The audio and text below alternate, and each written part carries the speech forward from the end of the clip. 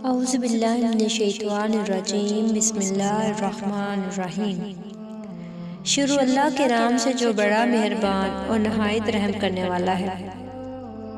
مومنوں کے دلوں میں سکون اور قرار پیدا کرنے والا ایک ایسا صندوق کہ جس کی طاقت کا کوئی بھی مقابلہ نہیں کر سکتا۔ یہ صندوق جس قوم کے پاس ہوتا اس کے سامنے بڑی بڑی طاقتور قومیں ہار مان لیتی، اور جس قوم کے پاس بھی یہ صندوق رہا وہ قوم دنیا کی کامیاب قوم رہی۔ یہ ایک ایسا پرنور اور طاقتور صندوق ہے کہ جس کو پانے کے لیے آج بھی دنیا پاگل ہو رہی ہے۔ ہر کوئی اس صندوق کو حاصل کرنا چاہتا ہے، خاص طور پر یہودی قوم جو آج دنیا کی سپر قوم ہونے کے باوجود بھی اس صندوق کو حاصل کرنا چاہتی ہے۔ پیارے بہن بھائیو، آج ہم بات کریں گے اس بابرکت صندوق کے بارے میں کہ جس کا ذکر قرآن پاک میں تابوت سکینہ کے نام سے ملتا ہے۔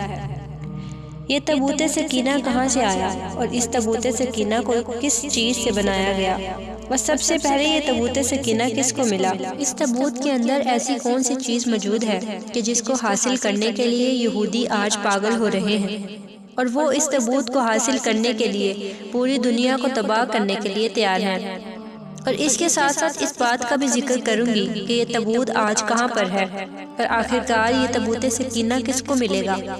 پیارے بہن بھائیوں، ان سب باتوں کا ذکر قرآن و حدیث کی روشنی میں کیا ہے، آج کی اس ویڈیو میں آپ کو بتاؤں گی۔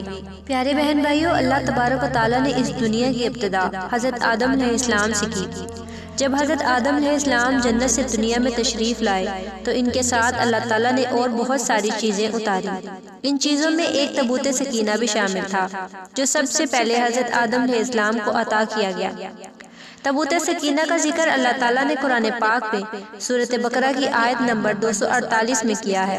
یہ تابوت ایک صندوق کی شکل کا تھا، اور یہ جنتی تابوت تھا جس کو شمشاد کی لکڑی سے بنایا گیا تھا۔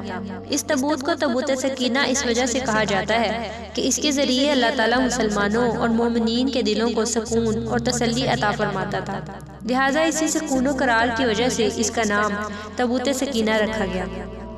حضرت آدم علیہ السلام کی زندگی میں تابوت حضرت آدم علیہ السلام کے استعمال میں رہا۔ جب حضرت آدم علیہ السلام کا آخری وقت آیا تو حضرت آدم علیہ السلام نے اس تابوت کو اپنے بعد اپنے بیٹے حضرت شیث علیہ السلام کی سپرد کر دیا، کیونکہ حضرت آدم علیہ السلام کے بعد منصب نبوت پر فائز ہونے والے ان کے بیٹے حضرت شیث علیہ السلام تھے، لہٰذا اس وجہ سے تابوت حضرت شیث علیہ السلام کو دے دیا گیا۔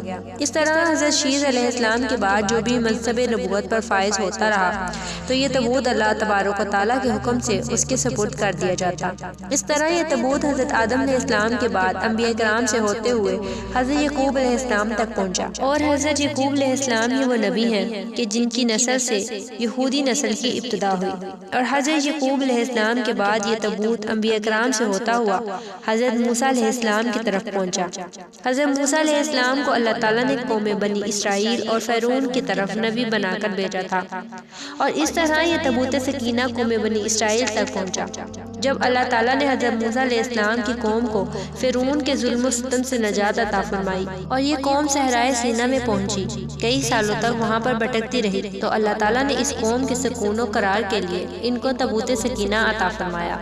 اس وقت حضرت موسیٰ علیہ السلام نے اس مقام پر اپنی عبادت کے لیے ایک خیمہ تیار کیا، اور اسی عبادت گاہ کے اندر حضرت موسیٰ علیہ السلام نے ایک خاص جگہ مقرر فرمائی جہاں پر تابوت سکینہ کو رکھا گیا۔ اس طرح حضرت موسیٰ علیہ السلام کے بعد حضرت داؤد علیہ السلام کا زمانہ آیا تو حضرت داؤد علیہ السلام نے اس مقام پر ایک عمارت تعمیر کروائی۔ اس عمارت کو ہیکل سلیمانی کہا جاتا ہے۔ اس طرح ہیکل سلیمانی کی تعمیر کا کام حضرت داؤد علیہ السلام سے شروع ہوا، جس کو ان کے بیٹے حضرت سلیمان علیہ السلام نے مکمل کروایا۔ اس طرح حضرت داؤد علیہ السلام اور حضرت سلیمان علیہ السلام اسی مقام پر اللہ تعالیٰ کی عبادت کرتے جہاں پر تابوت سکینہ کو رکھا گیا۔ ہیکل سلیمانی کو جنات کی مدد سے بنایا گیا، جس کے اندر بیش قیمت پتھروں کا استعمال کیا گیا، اور اس کی دیواریں سونے چاندی کی تختیوں کی تھیں۔ اس ہیکل سلیمانی میں جس مقام پر تابوت سکینہ کو رکھا گیا اس کا نام القدوس تھا۔ پیارے بہن بھائیوں، اس طرح تابوت سکینہ ہزاروں سالوں تک یہودیوں اور قوم بنی اسرائیل کے پاس رہا۔ اس تابوت کو چونکہ بہت سارے انبیاء کرام سے نسبت تھی، لہٰذا اس وجہ سے یہ تابوت بہت زیادہ مقدس اور بابرکت تھا۔ اس تابوت میں ایسا کیا تھا کہ جس کی وجہ سے بنی اسرائیل کی قوم ہر جنگ میں فتح حاصل کرتی اور دشمنوں پر غالب آ جاتی۔ روایات میں آتا ہے کہ تابوت سکینہ چونکہ اللہ تعالیٰ کی طرف سے نازل ہونے والا ایک خاص تابوت تھا، اور اس تابوت کے اندر بہت سے انبیاء کرام کے تبرکات بھی موجود تھے، جیسا کہ لوح قرآنی اور تورات شریف کی تختیوں کے ٹکڑے، اور حضرت یوسف علیہ السلام کا کرتا، اور حضرت ہارون علیہ السلام کا قبہ، اور حضرت موسیٰ علیہ السلام کا عصا مبارک، اور حضرت سلمان علیہ السلام کی انگوٹھی اور منو سلوا، اور اس کے علاوہ دیگر بہت سارے تبرکات جن کو انبیاء کرام سے نسبت تھی وہ اس صندوق کے اندر موجود تھے، لہٰذا اس وجہ سے یہ صندوق بہت ہی زیادہ بابرکت تھا۔ پیارے بہن بھائیو، جب قوم بنی اسرائیل کفار کے بڑے بڑے لشکروں سے جنگ کرتی اور وہ لوگ تعداد میں ان سے زیادہ ہوتے، جن کے بڑے بڑے لشکروں کو دیکھ کر یہ قوم بنی اسرائیل ڈر جاتی اور ان کے دل کانپنے لگتے، تو اس وقت یہ لوگ تابوت سکینہ کو اپنے سامنے رکھتے اور اللہ تعالیٰ سے دعا کرتے۔ اس دعا کے بعد اس تابوت سے ایسی برکتوں اور رحمتوں کا نزول ہوتا جس کی بدولت قوم بنی اسرائیل کے دل پہاڑ جیسے مضبوط ہو جاتے، اور ان کے دلوں سے دشمن کا ڈر نکل جاتا اور یہ دشمن پر غالب آ جاتے۔ اس طرح اللہ تعالیٰ نے قوم بنی اسرائیل کے دلوں کو تابوت سکینہ کے ذریعے سکون اور قرار عطا فرمایا، اور یہ قوم ہر میدان کو فتح کرتی۔ اگر اس قوم پر کوئی مصیبت یا پریشانی نازل ہوتی یا کوئی برا وقت آ جاتا تو یہ قوم تابوت سکینہ کو اپنے سامنے رکھ کر اس کا وسیلہ اللہ تعالیٰ کی بارگاہ میں پیش کرتے، تو اللہ تعالیٰ تابوت سکینہ کی برکت سے ان سے یہ مصیبت یا پریشانی دور کر دیتا، اور اس طرح قوم بنی اسرائیل کی ہر دعا تابوت سکینہ کی برکت سے قبول ہوتی۔ جب تک تابوت سکینہ بنی اسرائیل کے پاس رہا، یہ قوم دوسری قوموں پر غالب رہی اور کوئی بھی ان کو شکست نہیں دے سکتا تھا۔ اس تابوت سکینہ کی وجہ سے قوم بنی اسرائیل کو پوری دنیا کے اندر ایسا عروج ملا کہ جس کا کوئی تصور بھی نہیں کر سکتا۔ لیکن یہودی اور قوم بنی اسرائیل ایسی بدبخت قوم تھی کہ جو بار بار اللہ تعالیٰ کی نافرمانیوں اور گناہوں کے اندر مبتلا ہو جاتی۔ اس قوم کی ہدایت کے لیے اللہ تعالیٰ نے بہت سارے انبیاء کرام کو بھیجا، لیکن یہ قوم ہر دور میں اللہ تعالیٰ کی نافرمان ثابت ہوئی۔ بالآخر جب یہ قوم اپنے گناہوں سے باز نہ آئی تو اللہ تعالیٰ کا دردناک عذاب ان پر مسلط ہو گیا۔ اسی دوران قوم عمالقہ کے سرداروں نے قوم بنی اسرائیل پر حملہ کر دیا۔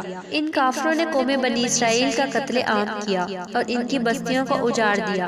اس طرح قوم عمالقہ نے یہودیوں کا قتل عام کیا اور ان کی عمارتوں کو جلا دیا اور تابوت سکینہ کو اٹھا کر اپنے ساتھ لے گئے۔ اس طرح اس جنگ کے بعد قوم عمالقہ تابوت سکینہ کو اپنے ساتھ لے گئی، اور قوم عمالقہ نے اس بابرکت صندوق کی بے حرمتی کی اور اس صندوق کو نجاست اور کچرے کے ڈھیر پر پھینک دیا۔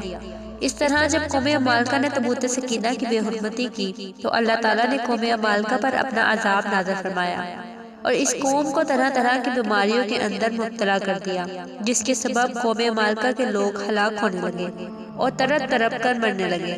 اس عذاب کے اندر قوم عمالقہ کے 5 بڑے بڑے شہر ختم ہو گئے۔